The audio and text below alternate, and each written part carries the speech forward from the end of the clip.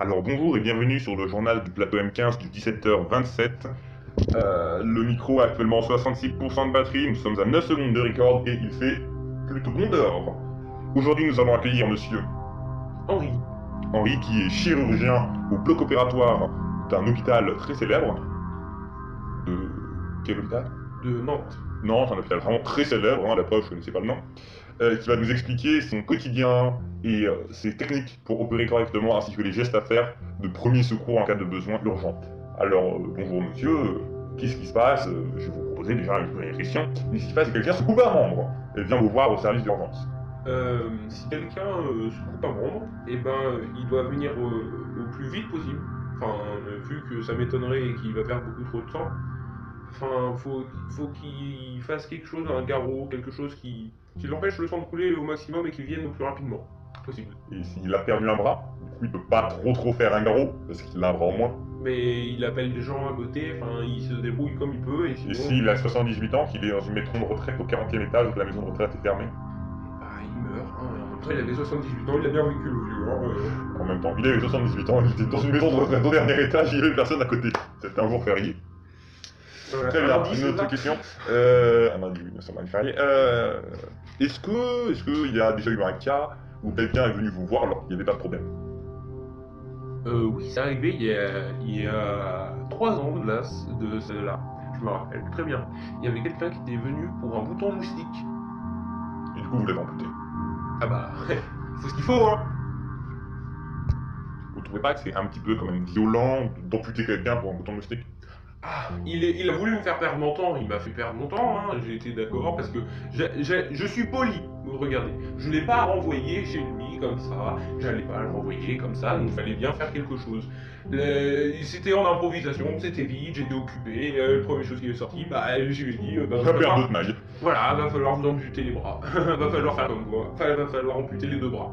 Ah oui d'ailleurs, quand je vous regarde de plus près, je vois que vous êtes, comme certains disent un peu vulgairement, manchot. Ah oui, j'assume totalement, hein, je suis manchot, hein, je n'ai pas du tout d'aisance avec mes bras, vu que je n'en ai plus. Mais ça va, j'en rigole, hein, aujourd'hui, j'arrive à faire quasiment tout ce que je veux, j'arrive à opérer des patients. Comment vous opérez les patients? Vous n'avez pas...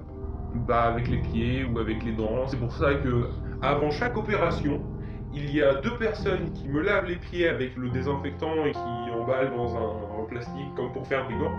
Et il y a 2 personnes qui me font un détartrage au niveau des dents, qui me lavent totalement les dents, genre limite c'est un karcher pour aller nettoyer les dents. Ils désinfectent les dents et ils mettent comme des petits gants à chaque dent pour pas que je salisse le matériel. Vous êtes quand même très perfectionniste au point de mettre des morceaux de caoutchouc sur vos dents pour ne pas salir, pour ne pas citer d'autres objets qu'on utilise avec du caoutchouc et qu'on met sur des extrémités. Du coup, je voudrais vous demander si le taux de réussite de vos opérations est élevé. Ça dépend ce que vous appelez élevé. Élevé, je dirais, aux alentours de 95%. Alors on va dire qu'en moyenne, un chirurgien, on va dire le meilleur chirurgien du monde, avec ses 2 mains, avec tout, il est à 95% de réussite. Voilà. On va dire que moi, avec seulement mes 2 pieds et mes dents, je suis à 98,999999999992472% de réussite. Ah ouais. Et vous gonflez pas vos chiffres par hasard? Non. Redites ce nom. Non. Redites-le encore une fois. Non. On est un peu plus long. Non. C'est bien ce que je me disais. Nous allons ensuite passer à la suite. Combien gagnez-vous par mois? Comme en plus j'ai une prime handicapée et que je continue de travailler à plein temps et même parfois je fais des nuits de garde, on va dire que j'ai une petite augmentation et que je suis à 15 000 € net par mois. Vous êtes mis sur l'impôt des gens. Bah oui, sinon c'est pas drôle.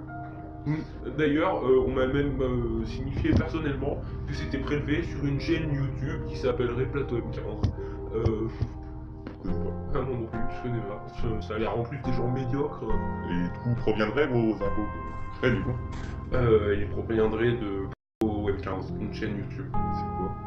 Je sais pas, je connais pas, hein, ça a l'air des gens médiocres de toute façon. Cuisine? Bah peut-être la cuisine.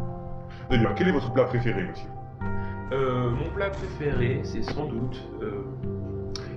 c'est des nouilles. C'est-à-dire je manie les baguettes avec mes pieds comme personne. Genre j'ai des pieds, ce sont des armes de maniement, de ninjutsu, de ninjitsu, de jujitsu, de... De Moshitsu, vous avez dit? Non, de jujitsu. Ah ok, du coup vous êtes un ninja. Exactement, en fait, mes pieds sont aussi habiles que mes anciennes mains. Enfin, anciennement. Vous faites... Parce que je suis pas né sans mes mains. Enfin, je suis né avec mes mains et je les ai perdues à l'âge de mes 10 ans. Et comment vous avez pas? Bah, je jouais dans une casse abandonnée. Et à un moment, mon pote a tiré très fort avec le ballon sur la casse et bah, le ballon est tombé dans le truc. Donc j'ai essayé de le récupérer et ça a bloqué et ça a fait un bruit bizarre. Du coup, je me suis dit, bah, la machine est cassée. J'ai essayé de récupérer le ballon et la machine s'est refermée sur mes deux mains. J'ai perdu mes deux mains, mais ça a coupé net et du coup, j'ai pas trop saigné. Vous avez aussi perdu vos avant-bras, vos bras, votre épaule et la moitié de votre corps au final. Non, j'ai juste perdu à peu près au niveau des épaules. Genre, ça s'arrête à peu près au niveau du cartilage. Du coup c'est l'avantage, vous pouvez faire un planche plus facilement. Ça. Oui, on va dire, c'est ça. Vous avez une place handicapée, il faut une carte handicapée. Bah, il me faut une carte handicapée et un bras articulé. C'est-à-dire que on place un bras au niveau de ma tête et en fait je suis le sujet test et il y a une sorte de bandeau neurologique qui contrôle le bras pour contrôler le volant parce que je vais garder mes deux pieds sur les pédales. C'est-à-dire pour l'embrayage, le truc, et j'ai deux bras qui partent des côtés du bandeau. C'est-à-dire un pour le levier de vitesse et un pour le volant. Et une fois, j'ai vu une dame qui passait comme ça à côté sur l'autoroute et qui me regardait. Et elle est restée bloquée pendant 5 minutes. Du coup, j'ai ralenti et je me suis mis sur le côté, elle m'a suivi. Et parce que j'ai eu peur qu'elle fasse un accident à cause de moi. Et avec, même si elle me regardait de travers et qu'elle me regardait mal, c'est des formations professionnelles et voilà, j'ai été obligé. Bah, merci beaucoup d'avoir répondu à nos questions. D'abord, d'abord, info, c'est un peu la interview. Je me demandais si vous avez un petit mot pour les petits enfants. Le petit mot serait que si vous avez des rêves, accomplissez-les, même si vous n'avez pas de matériel, par exemple comme moi, des mains, des bras, tout ce que vous voulez. Faites ce que vous voulez, tant que vous vous faites plaisir, allez-y. Très bien, c'est sur cette note poétique que nous allons vous quitter. Bonne fin de vacances.